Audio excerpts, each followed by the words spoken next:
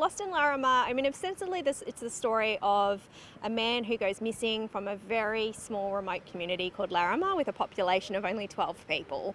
But it's also really the story of this tiny outback town, and whether or not the town can kind of survive all of the things that happen in the wake of Paddy Moriarty's disappearance.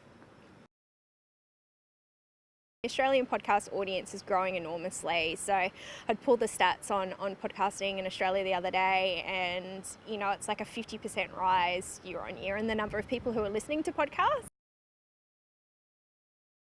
That the story of Larrimah had really gotten under our skin. It was such a peculiar and really charming town, and we'd actually both been infatuated with this town for a couple of years.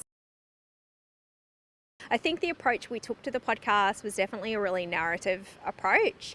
So kind of thinking about things in terms of, the way that you introduce an audience to characters in place, the way that you use. We really kind of thought about the structure of the podcast in terms of chapters and used many of the techniques that we would have in fiction in order to structure and shape the narrative. But of course, with non-fiction, you're acutely aware, and we'd spent time in the town and we got to know everyone. And I think, especially with podcasting, it's really easy to get kind of personally invested in a story as well. So the challenge we had, and I think with true crime especially, we really grappled with a lot of the ethics of how to do that sensitively and carefully and in a way that was ethical and fair, and that everyone in town could live with, but also that we could live with.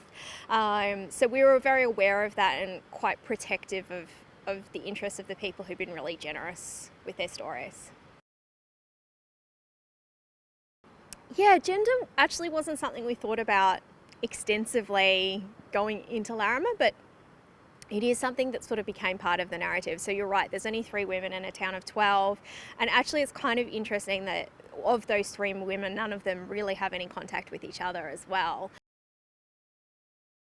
I think for me, anyway, looking back on it, the things that I see in podcasts that really work and that capture attention, I think strong characterization, I think an interesting voice, and I actually would say the biggest thing is authenticity. So we're used to, as journalists, kind of having this arm's length distance from a story, but I think in podcasting, you have to sound like yourself. Oftentimes that means being a little bit less polished, and that an audience is really wanting to connect a little bit more intimately and personally with a story, and sometimes that requires a bit of vulnerability on the part of the journalists involved.